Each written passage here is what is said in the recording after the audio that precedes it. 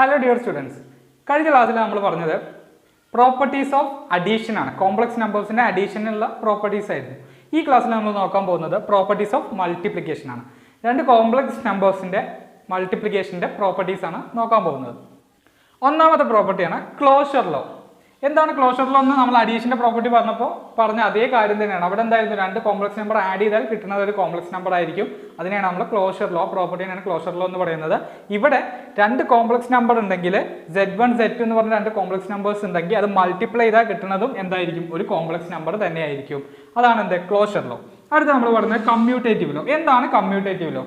Commutative law എന്ന് പറഞ്ഞു കഴിഞ്ഞാൽ Z1 × Z2 ചെയ്താലും Z2 × Z1 ചെയ്താലും എന്താണ്, ഈക്വൽ ആണ്. നമ്മൾ അഡീഷനിൽ പറഞ്ഞു Z1 + Z2 ചെയ്താലും Z2 + Z1 ചെയ്താലും ഈക്വൽ വാല്യൂ ആണ് കിട്ടുക. അതേപോലെ മൾട്ടിപ്ലിക്കേഷന്റെ കേസിൽ കമ്മ്യൂട്ടേറ്റീവ് ലോ എന്ന് പറഞ്ഞാൽ Z1 × Z2 ചെയ്താലും Z2 × Z1 ഏത് ഓർഡറിൽ ചെയ്താലും ആൻസർ സെയിം ആയിരിക്കും. ഇനി അഡീഷനിൽ പറഞ്ഞ പോലെ തന്നെ ഇവിടെ അസോസിയേറ്റീവ് ലോ ഉണ്ട്. അസോസിയേറ്റീവ് ലോ എന്ന് പറഞ്ഞു കഴിഞ്ഞാൽ മൂന്ന് complex number Z1 Z2 Z3 ഉണ്ടെങ്കിൽ അവിടെ Z1 × Z2 Z3, അതായത് ആദ്യം Z2 Z3 മൾട്ടിപ്ലൈ ചെയ്തിട്ട് Z1 കൊണ്ട് മൾട്ടിപ്ലൈ ചെയ്താലും അല്ല Z1 Z2 മൾട്ടിപ്ലൈ ചെയ്തിട്ട് Z3 കൊണ്ട് മൾട്ടിപ്ലൈ ചെയ്താലും ആൻസർ എന്തായിരിക്കും, സെയിം ആയിരിക്കും. ഇതിനെയാണ് നമ്മൾ എന്ത് പറയാം, അസോസിയേറ്റീവ് ലോ എന്ന് പറയാം. ഇനി ഫോർത്ത് വൺ എന്താണ്, എക്സിസ്റ്റൻസ് ഓഫ് മൾട്ടിപ്ലിക്കേറ്റീവ് ഐഡന്റിറ്റി. അവിടെ നമ്മൾ അഡിറ്റീവ് ഐഡന്റിറ്റി ആണ് പറഞ്ഞത്, ഇവിടെ നമ്മൾ പറയുന്നത് existence of multiplicative identity. Multiplicative identity അതായത് മൾട്ടിപ്ലിക്കേഷൻ ഒരു ഐഡന്റിറ്റി ഉണ്ട് എന്നാണ് പറഞ്ഞത്. എന്താണ് ഐഡന്റിറ്റി എന്ന് പറഞ്ഞാൽ, ഒരു കോംപ്ലക്സ് നമ്പറിനെ മൾട്ടിപ്ലൈ ചെയ്ത് കഴിഞ്ഞാൽ അതേ കോംപ്ലക്സ് നമ്പർ തന്നെ കിട്ടണം. അങ്ങനെയാണെങ്കിൽ ആ മൾട്ടിപ്ലൈ ചെയ്യുന്ന നമ്പറിനെ നമ്മൾ എന്ത് പറയും, ഐഡന്റിറ്റി എന്ന് പറയും. ഇപ്പൊ Z എന്ന് പറഞ്ഞൊരു കോംപ്ലക്സ് നമ്പർ ഉണ്ട്. ഇതിനെ ആരെ കൊണ്ട് മൾട്ടിപ്ലൈ ചെയ്താലാണ് ആൻസർ Z തന്നെ കിട്ടുക? Z എന്ന കോംപ്ലക്സ് നമ്പറിനെ 1 കൊണ്ട് മൾട്ടിപ്ലൈ ചെയ്താലാണ് എന്ത് കിട്ടുക, Z എന്ന് കിട്ടുക.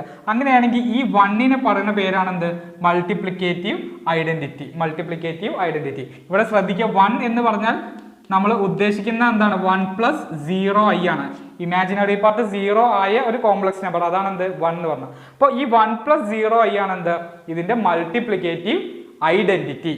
അടുത്ത് നമ്മൾ പറയാൻ പോകുന്നത് എക്സിസ്റ്റൻസ് ഓഫ് മൾട്ടിപ്ലിക്കേറ്റീവ് ഇൻവേഴ്സ് ആണ്.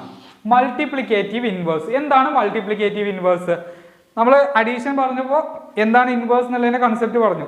അപ്പോൾ അതേ കാര്യം തന്നെ ഇവിടെ, അതായത് മൾട്ടിപ്ലൈ ചെയ്ത് കഴിഞ്ഞാൽ ഐഡന്റിറ്റി കിട്ടണം. അങ്ങനെ ഒരു നമ്പർ ഉണ്ടെങ്കിൽ, ഒരു കോംപ്ലക്സ് നമ്പറിനെ വേറൊരു കോംപ്ലക്സ് നമ്പർ ആയിട്ട് മൾട്ടിപ്ലൈ ചെയ്യുമ്പോൾ ഐഡന്റിറ്റി കിട്ടണം. അങ്ങനെയാണെങ്കിൽ മൾട്ടിപ്ലൈ ചെയ്യുന്ന നമ്പറിനെ പറയുന്ന പേരാണ് എന്ത്, മൾട്ടിപ്ലിക്കേറ്റീവ് ഇൻവേഴ്സ്. അപ്പൊ നോക്കാം, ഒരു കോംപ്ലക്സ് നമ്പർ Z, ഇതിനെ മറ്റൊരു കോംപ്ലക്സ് നമ്പറായിട്ട് മൾട്ടിപ്ലൈ ചെയ്തു. മൾട്ടിപ്ലൈ ചെയ്താൽ എനിക്ക് ഐഡന്റിറ്റി കിട്ടണം. ഇവിടെ ഐഡന്റിറ്റി എന്താ, 1 ആണ്. അപ്പൊ Z × ഒരു കോംപ്ലക്സ് നമ്പർ ചെയ്താൽ 1 കിട്ടണം. അങ്ങനെയാണെങ്കിൽ ഈ മൾട്ടിപ്ലൈ ചെയ്യുന്ന കോംപ്ലക്സ് നമ്പർ എന്താവും, 1/Z ആയിരിക്കും. ശരിയല്ല? അപ്പൊ ഈ Z പോയാൽ 1 വരും. ശരിയാണല്ലോ? അപ്പൊ എനിക്ക് എന്ത് പറയാം, ഈ 1/Z എനിക്ക് എന്ത് വിളിക്കാം, മൾട്ടിപ്ലിക്കേറ്റീവ് ഇൻവേഴ്സ് എന്ന് വിളിക്കാം. അപ്പൊ ഏതൊരു കോംപ്ലക്സ് നമ്പർ Z എടുത്താലും അതിന്റെ മൾട്ടിപ്ലിക്കേറ്റീവ് ഇൻവേഴ്സ് എന്തായിരിക്കും, 1/Z ആയിരിക്കും.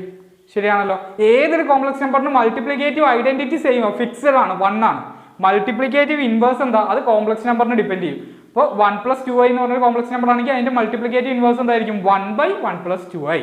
ഇത് വളരെ ഇമ്പോർട്ടന്റ് ആയ ഒരു കാര്യമാണ്, മൾട്ടിപ്ലിക്കേറ്റീവ് ഇൻവേഴ്സ്. ഇത് വെച്ചിട്ടാണ് ഈ ഭാഗത്ത് നമുക്ക് ക്വസ്റ്റ്യൻസ് ചോദിക്കാറ്. അപ്പോൾ ഇത് വെച്ചുള്ള ക്വസ്റ്റ്യൻസ് നമുക്ക് പറയാം. അടുത്തൊരു പ്രോപ്പർട്ടി കൂടി നോക്കാം, ഡിസ്ട്രിബ്യൂട്ടീവ് ലോ. ഇത് നമുക്ക് പല ഭാഗത്തും ഉപയോഗപ്പെടുന്ന കാര്യമാണ്. അതായത് കോംപ്ലക്സ് നമ്പർ അഡീഷന്റെ മുകളിൽ മൾട്ടിപ്ലിക്കേഷൻ ഡിസ്ട്രിബ്യൂട്ട് ചെയ്യാൻ പറ്റും എന്ന് പറഞ്ഞാൽ, ഇങ്ങനെ ഉണ്ടെങ്കിൽ നമ്മൾ പോളിനോമിയൽ മൾട്ടിപ്ലിക്കേഷൻ ഒക്കെ പറഞ്ഞ അതേപോലെ തന്നെ കോംപ്ലക്സ് നമ്പറിനെ ചെയ്യാൻ പറ്റും എന്നുള്ളതാണ് ഈ ലോ പറയുന്നത്. അപ്പൊ ഇത് പ്രകാരം നമ്മൾ എന്ത് ചെയ്യും, Z1 × Z2 + Z3 ഉണ്ടെങ്കിൽ ഈ ബ്രാക്കറ്റ് ഒഴിവാക്കി മൾട്ടിപ്ലൈ ചെയ്യാം. നമുക്ക് ബ്രാക്കറ്റ് ഒഴിവാക്കിയിട്ട് എങ്ങനെ മൾട്ടിപ്ലൈ ചെയ്യാം, ആദ്യം Z1 × Z2 കൊണ്ട് മൾട്ടിപ്ലൈ ചെയ്യുക, Z1 × Z2, പിന്നെ Z1 × Z3 കൊണ്ട് മൾട്ടിപ്ലൈ ചെയ്യുക, Z1 × Z3, ഇടയ്ക്കുള്ള ചിഹ്നം പ്ലസ് ആക്കിയിടാം. അതേപോലെ തന്നെ തിരിച്ച് ഇങ്ങനെയും ചെയ്യാം, Z1 + Z2 × Z3 ചെയ്യാം. അപ്പൊ Z1 Z3 + Z2 Z3 കിട്ടും. ഇതാണ് എന്ത്, ഡിസ്ട്രിബ്യൂട്ടീവ് ലോ. അപ്പൊ ഞാൻ നേരത്തെ പറഞ്ഞു മൾട്ടിപ്ലിക്കേറ്റീവ് ഇൻവേഴ്സ് ആണ് നമ്മളെ എക്സാം പോയിന്റ് ഓഫ് വ്യൂവിൽ ഇവിടെ ഏറ്റവും ഇമ്പോർട്ടന്റ് ആയ കാര്യം. അവിടെ മൾട്ടിപ്ലിക്കേറ്റീവ് ഇൻവേഴ്സ് കാണാനുള്ള കുറച്ച് ക്വസ്റ്റ്യൻസ് ആണ്. ഇത് എങ്ങനെ കാണാമെന്ന് ഞാൻ പറഞ്ഞു തരാം.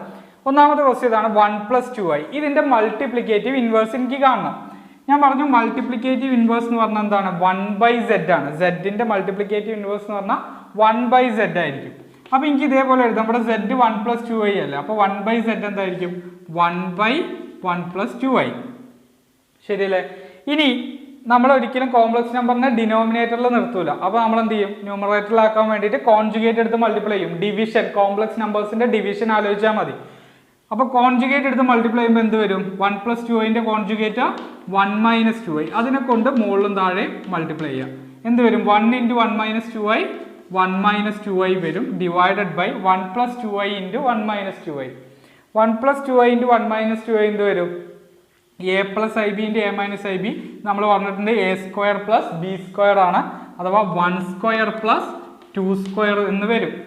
ശരിയല്ലേ? 1 - 2i ബൈ 1ന്റെ സ്ക്വയർ 1, 2ന്റെ സ്ക്വയർ 4.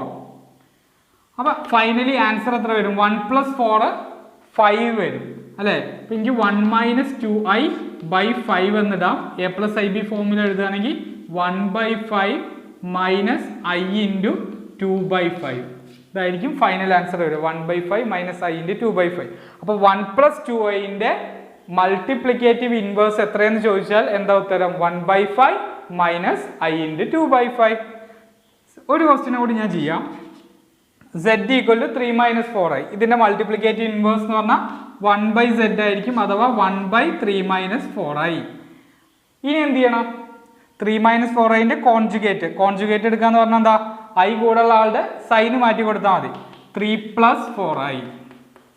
അതുകൊണ്ട് മുകളിലും താഴെ മൾട്ടിപ്ലൈ ചെയ്യാം. 3 + 4i കൊണ്ട് മുകളിലും താഴെ മൾട്ടിപ്ലൈ ചെയ്യാം. 1 × 3 + 4i 3 + 4i.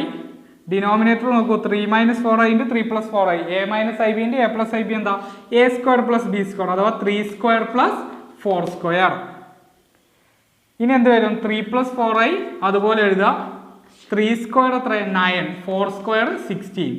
ആഡ് ചെയ്യുമ്പോൾ എത്ര വരും, 25. അപ്പോൾ 3 + 4i ബൈ 25, അല്ലെങ്കിൽ സ്പ്ലിറ്റ് ചെയ്ത് എഴുതുമ്പോൾ 3/25 പ്ലസ് i × 4/25. ക്ലിയർ ആണല്ലോ? അപ്പോൾ ഇങ്ങനെയാണ് ഇൻവേഴ്സ് കാണുക. ഇത് പലപ്പോഴും പരീക്ഷയ്ക്ക് ചോദിക്കാറുണ്ട്, കോമ്പറ്റേറ്റീവ് എക്സാമിനും ബോർഡ് എക്സാമിനൊക്കെ ചോദിക്കാറുണ്ട്. അപ്പോൾ ഇതാണ് മൾട്ടിപ്ലിക്കേറ്റീവ് ഇൻവേഴ്സ് കാണാനുള്ളത്. ഇനി പതിവ് പോലെ ഇത് നിങ്ങൾക്ക് ചെയ്യാനുള്ള ക്വസ്റ്റ്യൻസ് ആണ്. ഈ 2 ക്വസ്റ്റ്യൻസ് നോട്ട് ചെയ്യുക, ഇതിൻ്റെ ആൻസർ ഒന്ന് ചെയ്ത് നോക്കുക.